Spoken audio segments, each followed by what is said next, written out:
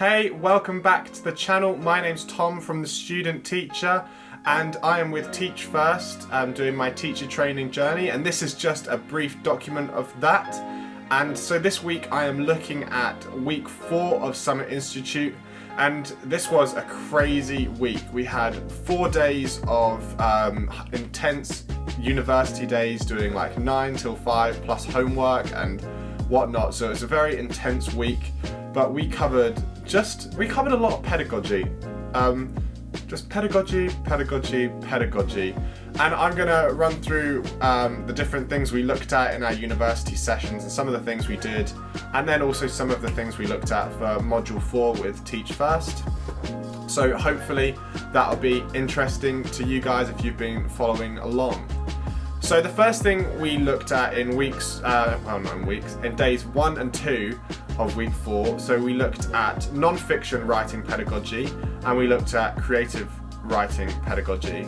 So it was non-fiction writing and creative writing were the two ones we looked at. And so in non-fiction writing, we looked at kind of this, the Australian gene theory. So like in our reading lessons that we learned, we had scaffolded reading experiences and stuff like that. This was the way we would plan out a writing lesson. So yeah, we had Australian gene theory, and it was really interesting. We looked at all the different genres, the reasons that we would write, the kind of forms, formats, and how we would structure teaching this to students.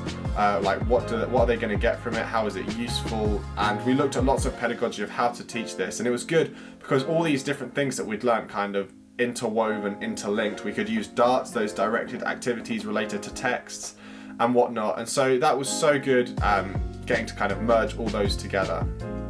So the next day we had the creative writing pedagogy that we looked at, and we looked at Gothic literature, and obviously being a group of English nerds, there was a whole debate about what was Gothic literature, what wasn't, what should be included, and that took up half the day. No, I'm joking. But it was good because we looked at the same model and how we would teach Gothic writing to young people.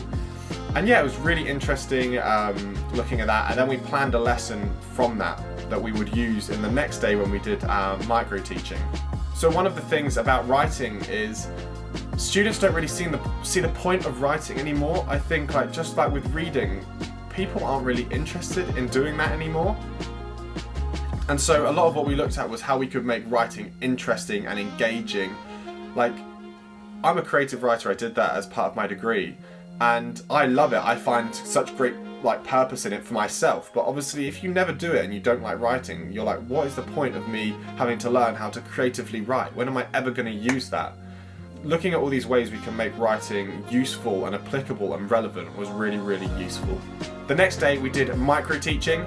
So this is where we planned a lesson, so we spent the whole morning planning, and we worked in pairs, and we planned this entire lesson out using all of the techniques we've learned, begin with the end, all the different things, so scaffolded reading, DARTs, Australian gene theory, all of these things that we put in to kind of make our lesson good, all the different, the do it nows, everything kind of linked to the exit tickets. If you're looking through Doug Lemov, you know exactly what I'm talking about, all of these techniques, and we planned it all through, and then we had to teach it in 20 minutes. We got 20 minutes to teach this whole thing.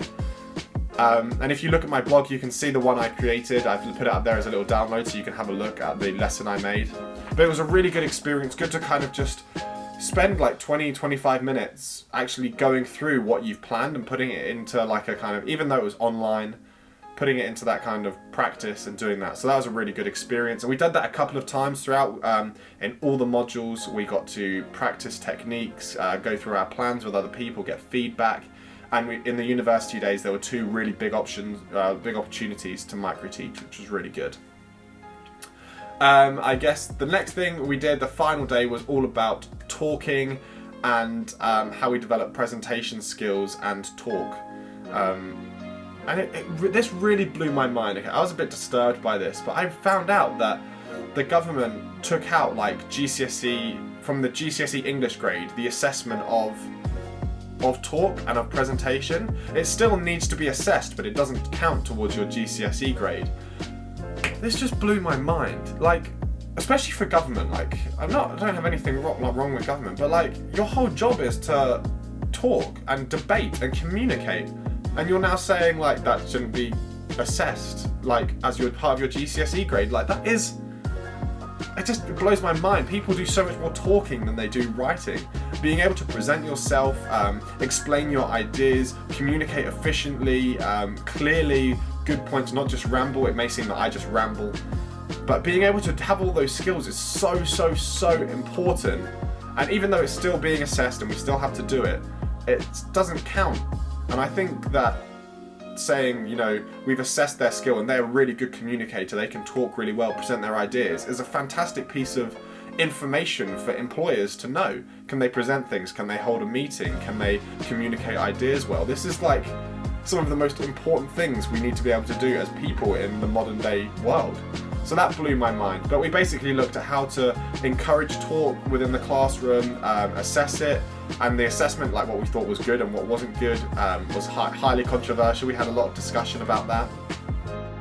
But overall, it was really good. The value of talk is so important as well. Students respond so well and gain so much knowledge and get so much from being able to talk through their ideas, communicate between each other and to you. And I think that it's, as I said before, I said in week 2 about social and emotional growth. I think talk is a massive part of being able to do that. Finally, we looked at equality and diversity in the classroom, and I know there has been so much going on around the world that is to do with racial justice, equality, diversity, and how we look at that. And I think that as teachers, we're given such an incredible opportunity to be a role model and to teach people and educate people on diversity, equality, racial issues, and have those conversations and include that. And so yeah, it was good to see how we could make our own classrooms equal, we can make them diverse, we can include images of not only white people, but mixed people from different ethnicities, different genders, all of that. And we can make it fair for kind of give a good holistic view of how the country actually is and how we treat other people.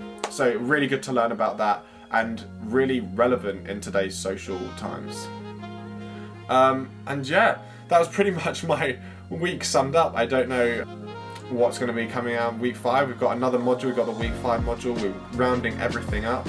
And I guess I just want to kind of explain a bit about how it's been doing all of this virtually. Because usually we would have gone into UCL and gone and done our stuff with Teach First, and we would have had all that like face-to-face interaction, social stuff, and there was so much that was meant to go on socially, and it's been kind of weird doing it all from, well, I did it all from my room. You don't get all of that social interaction of meeting new people, creating friends, because you log on, you have your thing, you can't chat, you're not in the same vicinity, you don't get the breaks together, you kind of will just log off and log back on. So I guess that was a really big thing of it. And also things like micro-teaching. A lot of things are done through body language, and I guess you don't really see it because you're just looking at a screen, and so what you're communicating, although it's on video, it's not always received in the same way.